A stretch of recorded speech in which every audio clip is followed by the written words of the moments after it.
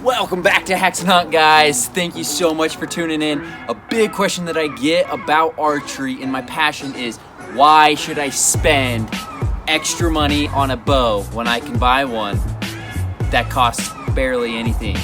So guys, I'm going to answer that question here on this episode of Haxen Hunt. Thank you so much for tuning in. Stay tuned to understand the pros and the cons of expensive and cheap bows. Okay guys, so the first bow that I have here is actually the first bow that I ever purchased. I actually bought this bow on eBay, I believe for $249.99. And this bow killed it. I was 11 years old when I purchased it. It was able to go down to a draw weight of 40 pounds. It worked perfect. It was something that I had no problem in having and owning and shooting and hunting with. The reason why I wanted to touch up on seeing the difference between cheap and more expensive bows is because so many people ask me that question. People I know, friends and family and everything, because personally, I have what I believe is the top of the line compound bow made by Hoyt. And a lot of family and friends give me so much crap and grief about it, saying, dude, why would you spend thousands if you can buy a bow for $400, $500, that's good quality? Personally, because I want the best of the best, and I want to know that I can shoot the best of my ability and that my equipment's going to perform and just throw the rest of the equipment against the wall. So this here is a Diamond Edge. It's like a 2009 model. And this bow was excellent. I was able to shoot out to about 50 yards, being accurate. It is not made out of machined aluminum or anything that way. I don't want to go in a ton of depth on each bow in this video just because I want to be able to decipher each and every bow that I own individually on their own video. If you are looking for a beginner's bow, if you're 11, 12 years old just like I was when I first bought this bow, I highly recommend this bow. It was excellent. They now make one that's, I believe, called the Diamond SB Edge, and it's totally versatile. You're able to change the draw length. It's like from 20 to 32 inches. It's insane, as well as the poundage from 5 to 70 pounds. So I highly recommend that if you're young and growing up to get that kind of bow. Second up is a bit more of a higher priced bow. This is a mid-range. I bought this for $4.99 at Sportsman's. This was a bow that I received from my grandfather before he passed as a gift. And I hold this tight and dearly to me because it means so much. He had passed a few years ago from cancer. And I will never ever get rid of this bow. It is just a prized possession. This bow was able to reach out a lot further than that first Diamond Edge. This is a Diamond Rock 2.0. This I was able to get out accurate at about 70, possibly 80 yards, and nothing much further than that. And that's okay because as a 15, 16-year-old, I didn't feel comfortable shooting a target, let alone an animal, past those distances. This bow is a bit better built. It's a solo cam technology here. So you've got a wheel on one end, you've got a cam on the other end. And I can go into depth about that later in another video, guys. Just like I was saying, I just wanted to make this one quick. But this one, I was able to put on some better accessories because this bow was able to handle that. It's also got a string stop. That other one does not have a string stop. That allows the bow to have less vibration in a shot.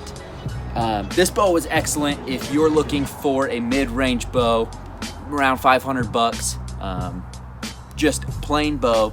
I highly recommend Diamond mid-range bow. I'm not sure exactly what models they have now for this type of bow, but this bow was excellent. I was able to harvest a few big game animals, all pass-throughs. This is 60 to 70 pound draw weight, and I was shooting it at 28.5 inch draw length. So there's that bow for you guys. This is the bow that has people ask me, why do I spend so much money on a bow?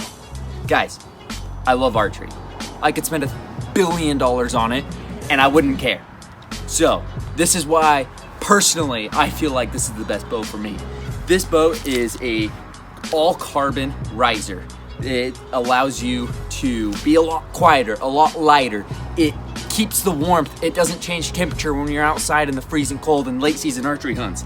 You have parallel limbs. You have a dual cam system here that's synchronized with a new split yoke system that Hoyt has come up with that I'm super excited about, because it's a zero torque system with the zero torque cable guard that it's a new cable roller system that doesn't even need to flex in, because you don't need that, because you don't have any torque anymore. This one is an all-out excellent bow. I love this with all my heart, basically.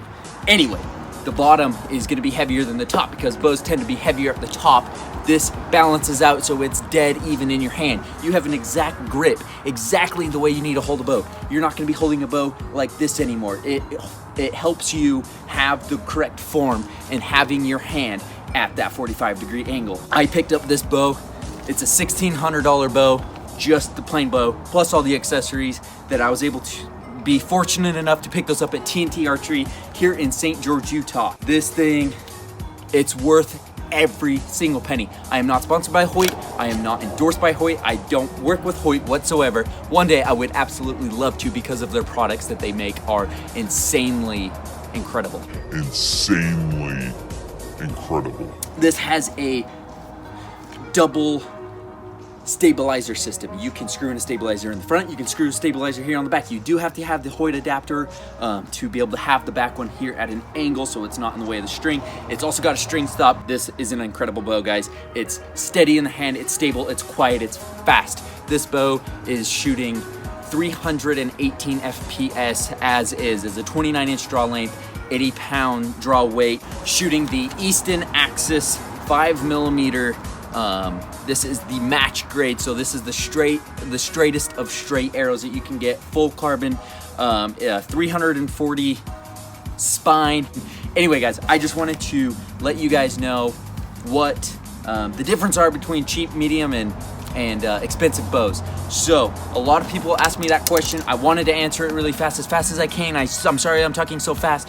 However, guys, I recommend, if you have the ability to pay the amount of money it costs to get yourself top of the line, whether it's Hoyt, Matthews, PSE, anything like that, do it. I highly, highly, highly recommend it. Go shoot them. Go to your nearest pro shop and shoot the bows. Shoot them, see which one feels the best in your hand. If it's prime, go with prime. That's an amazing bow.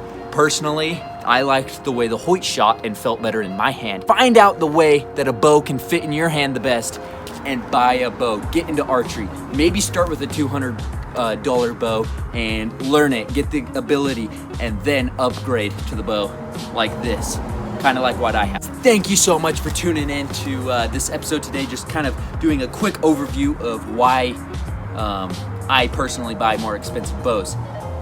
Anyway, guys, thank you so much for watching. Please subscribe, click the subscribe button, give this video a like, comment below what you want to see more of, and please give me your thoughts, guys. I absolutely love hearing from each and every one of you. Thanks once again, guys. Have a good rest of your day.